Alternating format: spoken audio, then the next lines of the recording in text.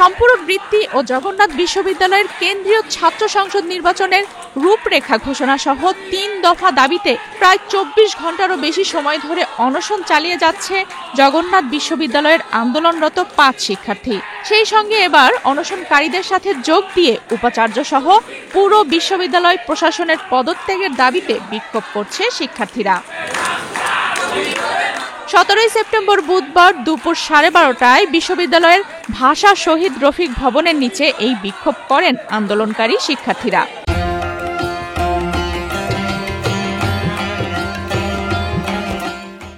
এর আগে সকাল থেকে অনশনকারীদের সাথে একাগ্রতা প্রকাশ করে চলমান আন্দোলনে অংশ নেন বিভিন্ন বিভাগের শিক্ষার্থীরা। এ সময় বিক্ষুব্ধ শিক্ষার্থীরা বিভিন্ন প্রতিবাদী স্লোগান দেন। পাশাপাশি শিক্ষার্থীরা বলেন, এই প্রশাসন চরমভাবে ব্যর্থতার পরিচয় দিয়েছে। এদের আর এক মুহূর্ত আমরা এখানে দেখতে চাই না। আমরা গেট লক করে ভিসি এনেছি, আমাদের অধিকার আদায়ের জন্য কোনো তালবাহানা করার জন্য নয়। এই ভিসি সহ পুরো প্রশাসনের অবিলম্বে পদত্যাগ করতে হবে। এ সময় জবির 2019-20 শিক্ষাবর্ষের এক শিক্ষার্থী বলেন, এই প্রশাসন আমাদের সাথে তামাশা করছে। আমরা যারা জগন্নাথে পড়ি তাদের 365 দিনের মধ্যে 200 দিনই আন্দোলন সংগ্রাম করতে হয়। ৩ দফা দাবিতে গতকাল দুপুর 2টা থেকে জগন্নাথ বিশ্ববিদ্যালয়ের 5 শিক্ষার্থী ভাষা শহীদ রফিক ভবনের নিচে অনশন করে।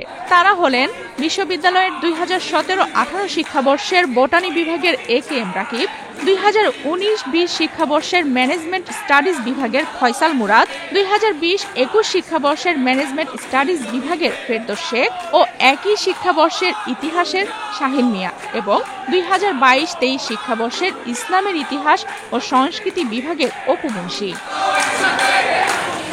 শিক্ষার্থীদের ৩ দফা দাবিগুলো হলো, শিক্ষার্থীদের সম্পূরক বৃত্তি কবে থেকে কার্যকর হবে তা স্পষ্ট করতে হবে। ২. বিশ্ববিদ্যালয়ের ছাত্র সংসদ নির্বাচনের রোডম্যাপ ঘোষণা করতে হবে। ৩. ক্যাফেটেরিয়ায় ভর্তুকি প্রদান করে স্বাস্থ্যকর খাবার নিশ্চিত করা এবং কেন্দ্রীয় লাইব্রেরিতে সুযোগ সুবিধা বৃদ্ধি ও শীতাতপ নিয়ন্ত্রণ নিশ্চিত করতে হবে। আফসানা রিপা, বাংলাদেশ প্রতিদিন।